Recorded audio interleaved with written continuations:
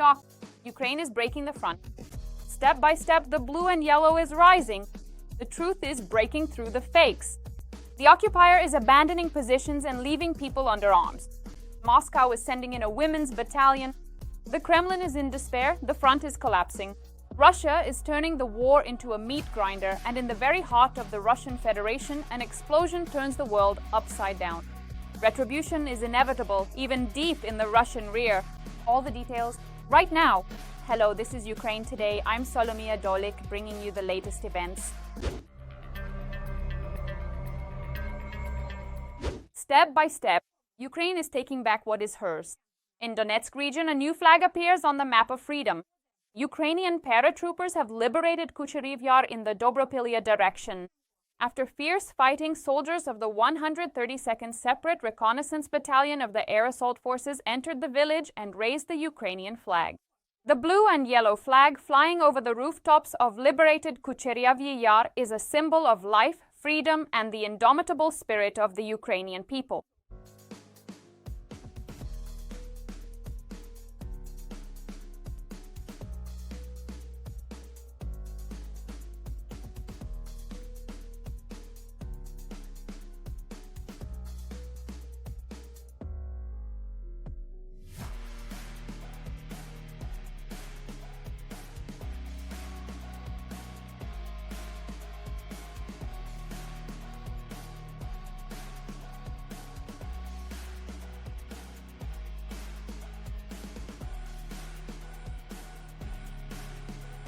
And immediately after the liberation, another powerful blow was dealt to the enemy. During the operation, Ukrainian paratroopers captured more than 50 Russian occupiers. This is the result of professional reconnaissance, precise planning, and the fearlessness of our soldiers. 100 enemies laid down their arms, and now the peaceful flag of Ukraine flies over the village. During the operation, more than 50 enemy personnel were taken prisoner of the enemy. Ukrainian soldiers raised the Ukrainian flag in the liberated village, a symbol of the return of life, freedom, and strength of spirit. But while we are reclaiming our territories, the occupiers are furious. And the only thing they can do is spread fakes. Russian propaganda is at work again. Now the enemy is spreading fakes about Kherson, trying to pass off wishful thinking as reality. They are trying to create an image for their domestic audience of supposedly successful operations.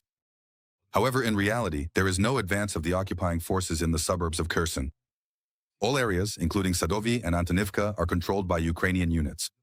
Ukrainian military fully control the city and the surrounding areas, in particular Sadovy and Antonivka. And all the so-called reports by Russian media about the landing of assault groups are fiction, simply made up for television.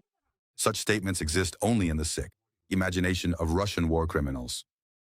They are needed to cause panic among civilians and to create the illusion of victories against the backdrop of failures at the front. Ukrainian Marines continued to hold the defense, and enemy breakthrough attempts end in retreat and losses for the occupiers. The situation in Kherson is stable, control over the armed forces of Ukraine.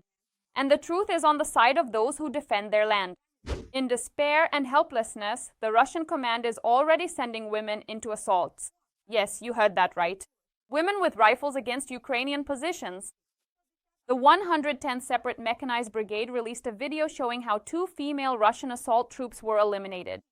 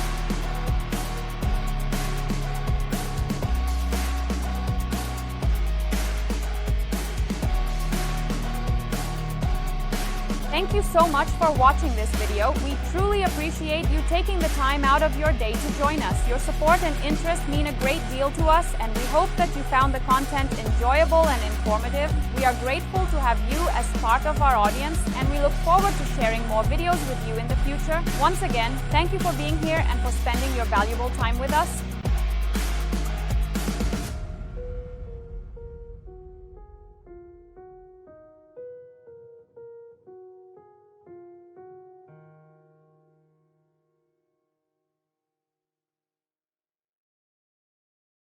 This is yet another proof of how Moscow is losing control over its army and turning the front into a meat grinder, where it no longer matters who is sent forward. The Russians are sending women into assaults.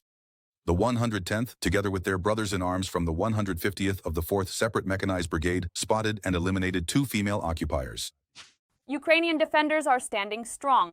Fakes, female assault troops, and desperate attacks will not break those who hold the sky and the land of Ukraine. At the same time, right in the heart of Stavropol, at least 3 Russian paratroopers from the 247th Caucasian Airborne Regiment were eliminated. The operation was carried out jointly with the forces of the Caucasus Liberation Movement, right next to the checkpoint of the military unit.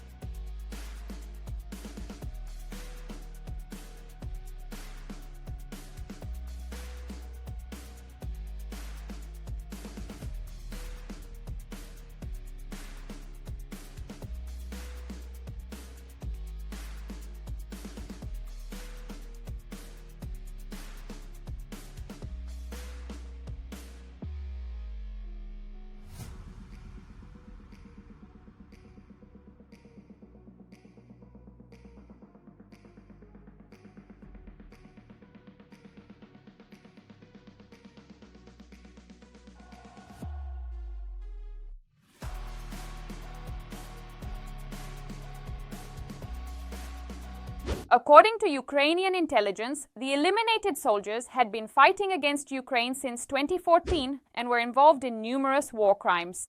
On our land, retribution has reached them, in their own place. The main intelligence directorate and its allies have shown that retribution is inevitable. Everyone who came to our land with weapons will get what they deserve sooner or later, even deep in the rear of Russia. And here is yet another alarming signal for the Kremlin. Russian mechanized assaults are suffering complete failure. Tanks are burning in every direction, and equipment and IFVs are turning into heaps of scrap metal. Instead of heavy armor, the occupiers have massively switched to motorcycles and light vehicles. The enemy is losing strength and initiative. Where lines of armored vehicles once advanced, now there are only wreckage and smoke. Footage of burning equipment and chaos on the battlefields coming up next in this episode.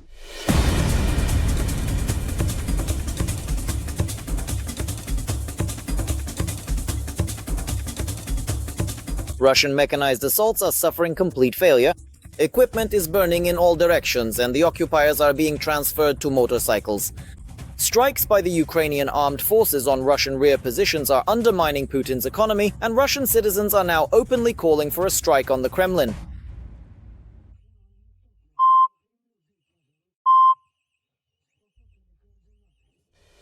Zaporizhia is under threat.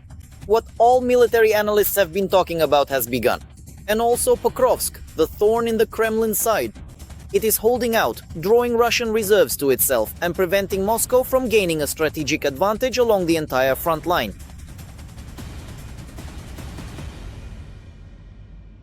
Russia is trying to take advantage of the last weeks of good weather and advance as much as possible on the front. This explains the record losses of heavy equipment, the enemy's losses in October compared to the entire year of 2025. Just in the past day, 2 tanks and more than a dozen armored fighting vehicles were destroyed. With small infantry assault groups, it is theoretically possible to advance, but certainly not to any significant depth. This could happen from there at any moment, even right now.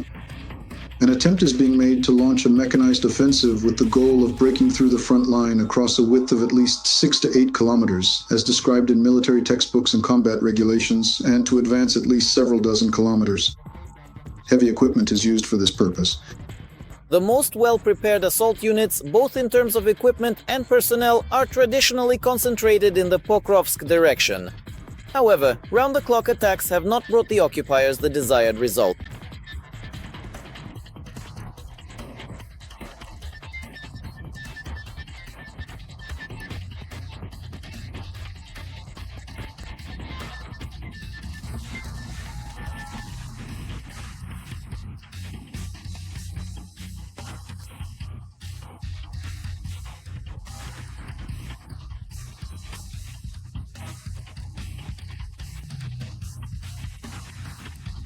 And the main one among them is the encirclement of Russian Federation fighters near Dobropilya. They have been there for about a month already. Moscow does not stop trying to send in reserves, which significantly disperses the efforts of the Russian group. As a result, all that has been achieved near Pokrovsk are a few sporadic advances on the outskirts of the city. Indeed, counter-sabotage operations are very active today. This is the main task for the defense forces, to drive the Russians out of urban buildings as much as possible, because engaging in urban combat is the Russians' objective at this stage. To gain a foothold in the city so that they can wait for reinforcements from other villages. At the same time, another hotspot could become the Zaporizhzhia direction. After Pokrovsk, this is the second place where the Russians are trying to break through with large mechanized columns. They are also unable to achieve any results. The situation has reached the point where even the ZD military correspondents, who usually praise all the wise decisions of the command, have been forced to change.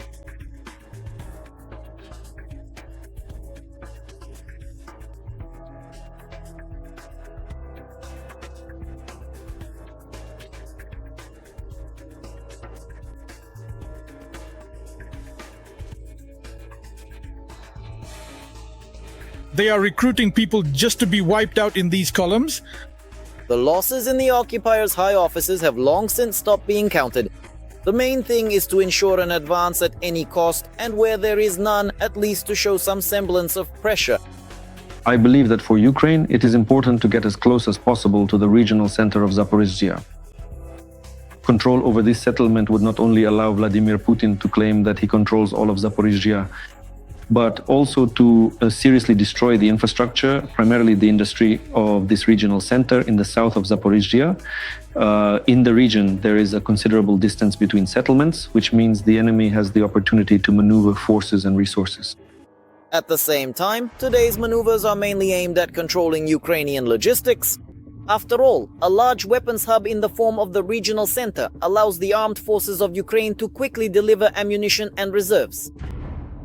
In the Poltavka-Malinovka-Uspenivka sector, Russian infantry regularly carries out assault operations, mainly using convicts and other expendables. The logistics situation is roughly the same as in all other directions. The Russian armed forces are trying to control all transport routes, setting up FPV drone carousels, including using optical equipment. However, attempts to rush through the kill zone as quickly as possible sometimes end in mishaps. For example, here's a case of self-destruction against a disabled vehicle. They were heading into the attack, but because of the smoke from the smoke grenades, they didn't notice the disabled armored vehicle and crashed into it one after another. At the same time, active resistance continues even in the Russian rear. For example, there was a strike with drones and cruise missiles. Storm Shadow apparently put a permanent stop to the Bryansk chemical plant the day before. The results of the strike are being clarified, but according to monitoring channels, the plant has been completely destroyed. Photos of missile tail sections scattered around the area were published in Telegram channels. The Bryansk chemical plant is an important component of the Russian military-industrial complex. The occupiers produced gunpowder, explosives, and components for rocket fuel there. By the way, Ukrainian attacks on Russian military-industrial facilities seem to have annoyed the Russians so much that they're finally starting to realize where the real source of all their problems lies. The Kremlin isn't here, damn it. It's the Kremlin you need to hit. They got the coordinates mixed up. And finally, a wonderful story from the SBU. After watching yet another propaganda video about Russian light aircraft for intercepting drones, the security service decided to make their own video. The specialists easily copied the coordinates, and the next drone route was already set to target them.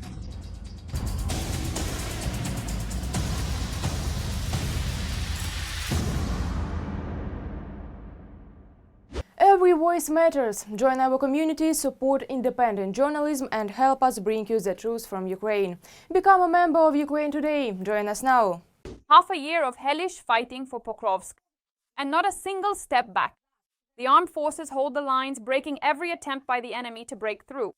The Russians fight, fall apart, and flee, but the city stands. Pokrovsk is yet another hotspot on the map. But the Ukrainian spirit is stronger than any equipment the occupiers have. The fighting in Pokrovsk has been going on for over a year. During this time, the occupying army has broken all its teeth, but has not taken the city. From here, it's just a stone's throw to the end of the southern border in Donetsk region. The Pokrovsk direction is a priority for Putin. He has transferred here 120,000 soldiers made up his occupying army, which was stationed in the region for a considerable period of time. These troops remained present for several months, and in some cases their deployment lasted up to half a year, during which they maintained their positions and carried out their assigned duties. Throughout this extended occupation, it is noted that the change in tactics is primarily related to changes in weather conditions. As the weather shifted, bringing about different temperatures and environmental factors, the army was required to adjust its strategies and methods of operation to respond effectively to the new circumstances. In other words, the occupiers believe that the rainy autumn weather will significantly reduce the activity of Ukrainian FPV drones. Since August of this year, Ukraine's defense forces have not only been able to successfully protect the city of Pokrovsk as well as neighboring settlements. Ukrainian defenders have liberated almost 183 Our forces have secured several square kilometers of territory and have also cleared an additional 230 square kilometers of land that was previously under enemy control.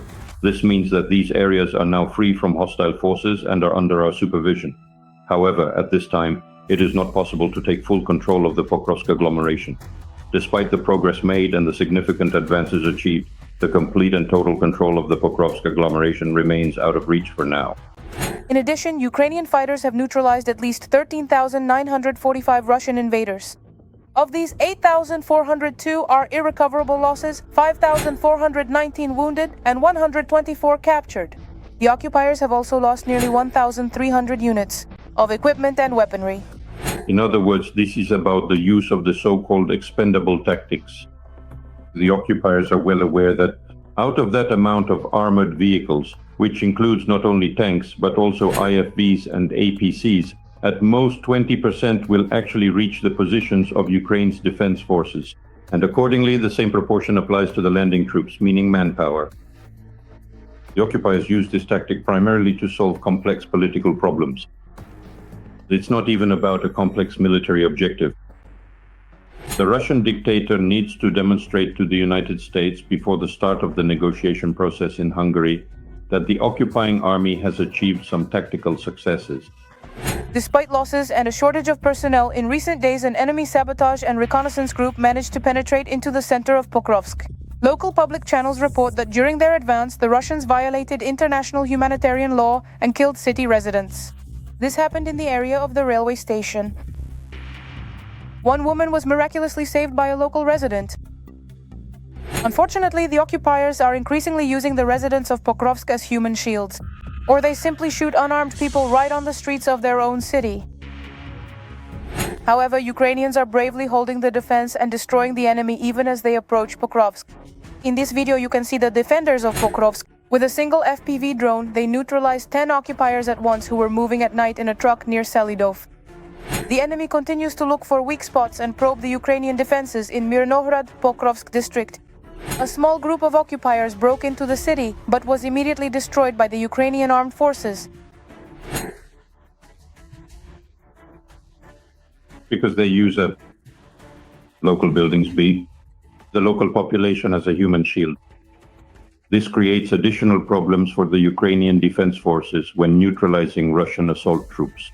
But it should be noted that, according to the Russian side itself, the average lifespan of a Russian assault trooper remains, that's about 12 days.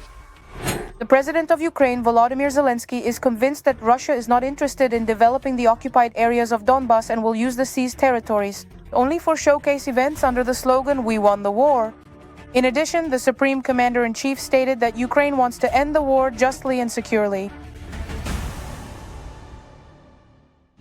And how do you assess the strength and resilience of our soldiers? Share your opinion in the comments. Hit the like button under the video and stay up to date with the main news together with me. More to come. See you in the next segment.